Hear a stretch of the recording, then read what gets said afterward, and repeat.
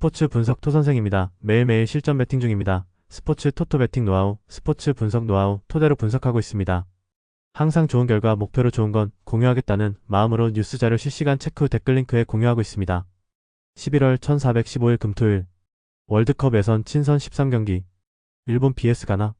이번 경기는 템포와 결정력의 격차가 승부를 가를 가능성이 높다. 일본은 우에다와 미나미노를 중심으로 한 공격 조합이 이미 완성 단계에 도달했으며 빠른 전방 전환으로 경기 리듬을 줄 것이다. 반면 가나는 장거리 원정과 체력 저하로 인해 압박을 풀어낼 여력이 부족하다. 일본은 하프라인 위에서부터 조직적인 압박을 이어가며 가나의 빌드업을 초반부터 제어할 가능성이 높다. 특히 미나미노의 이선 침투와 이토주냐의 측면 돌파가 유기적으로 맞물리며 공격의 다양성이 돋보일 전망이다. 전술적 완성도, 체력, 그리고 경기 감각에서 일본이 확실히 앞서 있다. 그래서 이 경기는 전반 중반부터 일본이 주도권을 잡고 후반에는 경기 템포를 완전히 장악할 가능성이 높다. 일본은 최근 어매치 상승세를 그대로 이어가며 전술적 완성도와 공격 리듬이 정점에 다다랐다. 우에다의 마무리 능력과 미나미노의 연계, 이토주냐의 폭발력까지 공격 삼각축이 완벽히 돌아간다. 가나는 장거리 원정 피로와 템포 적응 문제로 인해 전반부터 수세에 몰릴 가능성이 크다. 결국 경기 전반부터 일본이 압박과 결정력으로 경기를 주도하며 승리를 거머쥘 가능성이 높다. 배팅 강도, 승무패 일본 승주력, 핸디핸디승 강축, 언더보브 추천, SUM 홀 조율, 대한민국 vs 볼리비아. 이 경기는 전술적 완성도와 체력 유지 능력의 차이에서 승부가 갈릴 가능성이 높다. 한국은 손흥민과 이강인의 연계 플레이를 중심으로 하프 스페이스를 장악하며 전방 압박의 리듬을 만들어낼 것이다. 특히 이재성이 중앙에서 빠르게 전진 패스를 연결하며 상대의 압박 타이밍을 무너뜨릴 가능성이 크다. 볼리비아는 장거리 원정의 피로가 누적되어 중원 압박 강도가 현저히 떨어질 전망이다. 그래서 경기 초반부터 한국이 점유율을 가져가며 주도권을 잡을 가능성이 높다. 볼리비아의 느린 커버 타이밍은 이강인의 인버티드 드리블과 손흥민의 컷인 패턴에 취약하게 작용할 것이다. 특히 중앙 지향적인 공격 전개가 반복될수록 피로 누적된 볼리비아 수비라인은 공간 방어에 실패할 확률이 높다. 한국은 볼 소유를 기반으로 템포를 조절하면서 박스 근처에서 세컨드 찬스를 꾸준히 만들어낼 것이다. 전반부터 후반까지 경기 흐름의 대부분이 한국 쪽으로 흘러가며 리듬을 잃은 볼리비아는 수세에 몰릴 가능성이 크다. 결국 이 경기는 한국의 전술 완성도와 에너지 레벨 차이가 결정적인 요인이 될 것이다. 이란국은 인버티드 전개와 중원 템포 조절을 통해 경기 전체의 리듬을 통제할 것이다. 볼리비아는 장거리 원정의 피로로 인해 수비 집중력과 조직적 움직임에서 약점을 드러낼 것이다. 결국 손흥민과 이강인의 조합을 앞세운 한국이 템포와 에너지를 지배하며 확실한 승리를 거둘 가능성이 높다. 배팅 강도, 승무패 대한민국 승주력, 핸디핸디승 강축, 언더보브 추천, 앙골라 vs 아르헨티나. 이 경기는 전술 완성도와 측면, 밸런스 유지 능력의 차이에서 승부가 갈릴 전망이다. 앙골라는 좌측 풀백의 불안정한 오버래핑 타이밍으로 인해 전환 구간에서 수비 간격이 벌어질 가능성이 높다. 반면 아르헨티나는 대폴의 탈압박 능력과 정확한 반대 전환으로 경기의 리듬을 주도할 것이다. 줄리아노 시메오네의 폭넓은 움직임은 상대 수비를 분산시키며 알바레즈가 문전에서 결정적인 찬스를 잡는 구조를 만든다. 앙골라가 전반 초반 버텨내더라도 후반 체력 저하 구간에서 공간이 점점 열릴 가능성이 크다. 그래서 중원 점유율과 공격 템포 모두 아르헨티나 쪽으로 기울 수밖에 없는 흐름이다. 그럼에도 불구하고 앙골라가 세트피스 한두 번은 노릴 수 있지만 전체적인 경기 흐름을 바꾸기엔 역부족이다. 결국 아르헨티나는 탈압박 마이너스 전환 마이너스 마무리의 3박자가 완벽히 맞아떨어지는 그림으로 경기를 끝낼 가능성이 높다. 이란골라는 조직력 유지가 불안정하고 라인 간격이 벌어질 때 압박 회복이 늦다. 반면 아르헨티나는 탈압박 구조와 전환 속도에서 완성도를 보이며 경기의 리듬을 완벽히 통제한다. 결국 전술적 완성도와 측면 효율에서 앞서는 아르헨티나가 승리할 가능성이 높다. 배팅 강도, 승무패 앙골라 패주력, 핸디핸디패 강축, 언더보브 추천, 사우디아라비아 vs 코트디부아르. 이 경기는 중원 간격과 전환 속도의 차이에서 승부가 갈릴 가능성이 높다. 사우디는 빌드업 과정에서 3선이 벌어지며 전진 루트가 막히고 템포가 느려진다. 반면 코트디부아르는 캐시에를 중심으로 탈압박 후 하프 스페이스를 장악하며 흐름을 주도할 것이다. 게상과 디오만데의 빠른 침투가 사우디 수비 라인을 지속적으로 흔들 가능성이 높고 캐시에는 중원에서 템포 조절과 전개 밸런스를 유지하며 공격을 설계할 것이다. 사우디는 측면 전개에 치중하다 보니 공격 루트가 예측 가능해지고 세컨드 찬스 확보에도 어려움을 겪을 것이다. 그래서 경기 후반으로 갈수록 코트디부아르의 체력과 템포가 빛나며 주도권이 완전히 기울 전망이다. 사우디는 빌드업 구조의 불안정과 전환 속도 저하가 경기 내내 발목을 잡을 것이다. 반면 코트디부아르는 캐시에를 중심으로 하프 스페이스를 효율적으로 점유하며 결정적인 찬스를 만들어낼 가능성이 높다. 결국 이 경기는 코트디부아르의 전환 속도와 세컨드 라인 침투가 승부를 가르는 주요 요인이 될 것이다. 배팅 강도, 승무패 사우디아라비아 패 강추. 핸디핸디 패 추천. 언더버버 강추. 핀란드 vs 몰타.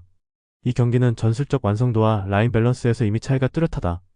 핀란드는 포의 안팔로의 중심축을 기반으로 세컨드볼 회수 빠른 전환을 시도하며 몰타의 미드필더 라인 간격을 무너뜨릴 것이다. 특히 앤트맨이 하프 스페이스를 파고들며 컷백 타이밍을 맞출 때 상대 수비는 속수무책으로 흔들릴 가능성이 높다.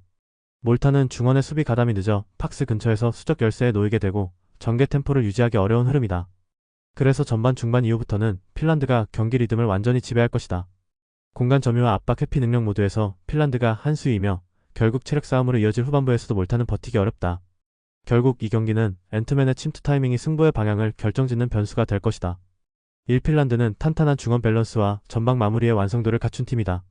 앤트맨의 침투와 컷백 타이밍이 살아난다면 몰타의 수비 블록은 버티기 어렵다. 몰타는 수비 집중력이 부족하고 중원 압박 타이밍이 어긋나며 경기 내내 수세에 몰릴 가능성이 높다. 결국 경기 템포와 공간 활용 모두에서 앞선 핀란드가 홈에서 완승을 거둘 확률이 높다. 패팅 강도. 승무패 핀란드 승주력. 핸디핸디 승 강축.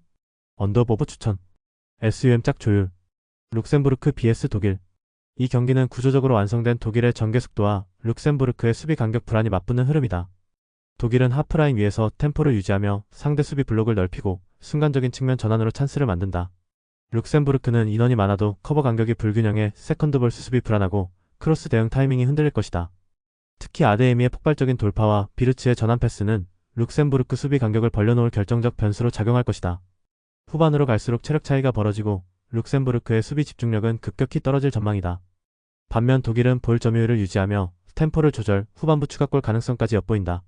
일전술적 완성도와 세컨드볼 관리, 그리고 측면 전개 속도에서 독일은 한 수위의 경기력을 보여줄 것이다. 룩셈부르크는 수비 간 커뮤니케이션 미스로 인해 압박 대응이 무너질 가능성이 높고 체력적 부담까지 겹친다.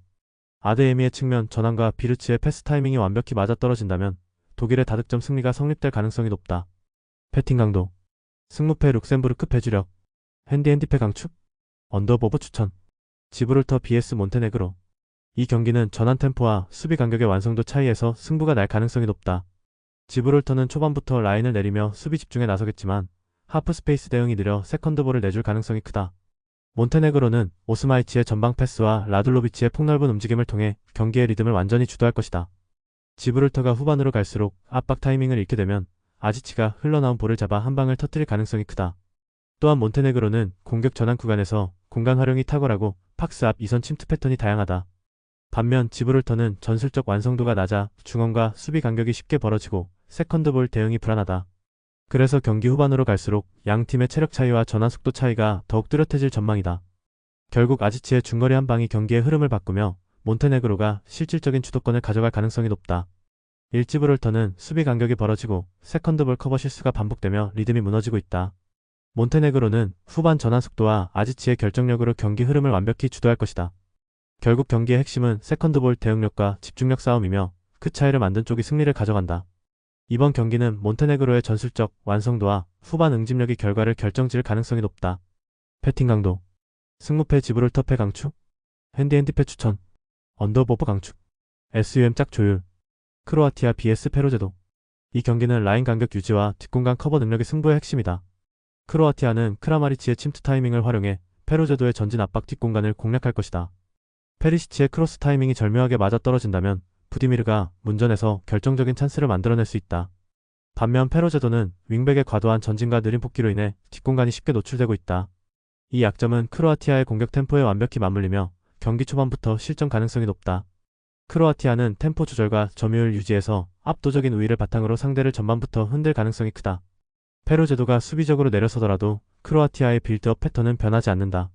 중원에서 템포를 높이며 상대 압박을 끌어낸 뒤 한 번의 킬패스로 공간을 열어젖힐 것이다. 후반부로 갈수록 페로제도의 체력 저하와 수비 간격 붕괴가 가속화될 전망이다. 브라질전과 달리 이 경기는 경기 리듬보다 전환 타이밍과 침투 정확성이 핵심 변수다. 크로아티아는 홈 관중의 응원 속에서 빠른 템포로 경기를 주도할 것이다. 결국 크라마리치의 움직임이 공간을 찢는 순간 경기 흐름이 완전히 넘어갈 가능성이 높다. 1. 크로아티아는 라인 컨트롤과 템포 전환에서 완성도를 보여주며 공간 활용 능력에서도 확실히 앞선다. 페로제도는 전진 압박의 구조적 문제로 인해 수비 안정성을 잃고 뒷공간을 내주는 패턴을 반복할 것이다. 이 경기는 크라마리치의 타이밍 침투와 페리시치의 연계 플레이로 이어지는 공격 루트가 승리를 견인할 가능성이 높다. 결국 홈의 조직력과 템포 차이에서 크로아티아가 주도권을 확실히 잡을 것이다. 배팅 강도. 승무패 크로아티아 승주력. 핸디핸디 승 추천. 언더버버 강축. 폴란드 vs 네덜란드. 이 경기는 전형적인 압박과 탈압박의 대립이다. 폴란드는 라인을 과감히 끌어올렸지만 수비형 미드필더가 커버할 범위가 넓어져 중원 공간이 비는 약점을 드러내고 있다. 네덜란드는 프랭키 대용을 중심으로 이 공간을 정밀하게 공략하며 한 박자 빠른 전진 패스로 흐름을 주도할 것이다. 그래서 폴란드의 하프스페이스는 경기 내내 네덜란드의 주요 공격 루트로 활용될 전망이다. 데파이는 내려와 연계를 뚫고 칵보는 측면에서 타이밍을 잡아 문전으로 침투한다. 결국 폴란드는 수비 전환 속도가 늦어지며 후반부로 갈수록 수비 간격이 더 벌어질 가능성이 크다. 네덜란드는 전진 템포를 유지하면서 압박의 강도를 꾸준히 이어가 경기 후반에도 흔들림이 없다.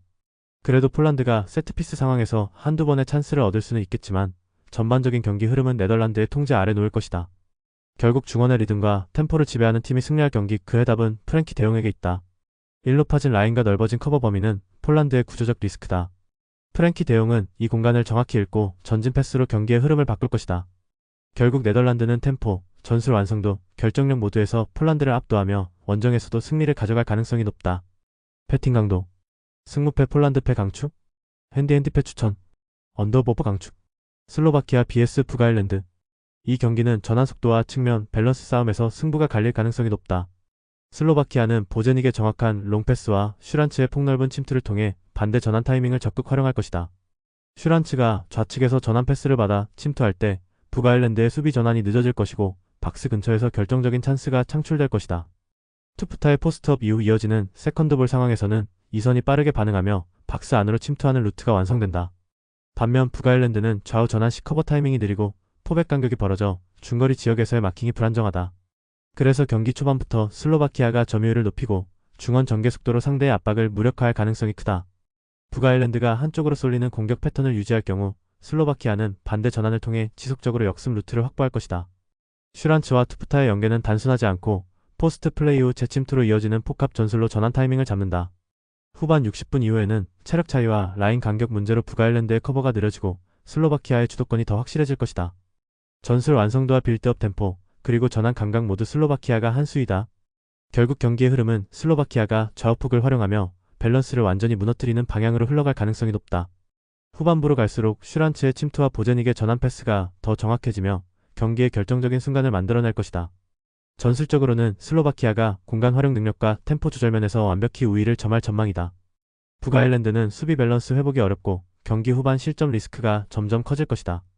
그래서 전체적인 경기의 중심은 슬로바키아가 쥘 가능성이 크다. 슬로바키아는 전환 템포와 측면 침투에서 완성도를 높여가며 반대 전환 공격으로 북아일랜드의 불안한 수비 밸런스를 공략할 것이다. 슈란츠의 폭넓은 움직임과 투프타의 연계가 중심축을 이루며 경기 주도권은 자연스럽게 슬로바키아 쪽으로 쏠릴 전망이다. 결국 이 경기는 슬로바키아가 공간 활용과 리듬 조절 모두에서 앞서며 후반부 승부처를 확실히 가져갈 가능성이 높다. 배팅 강도. 승무패 슬로바키아 승주력. 핸디핸디 승 강축.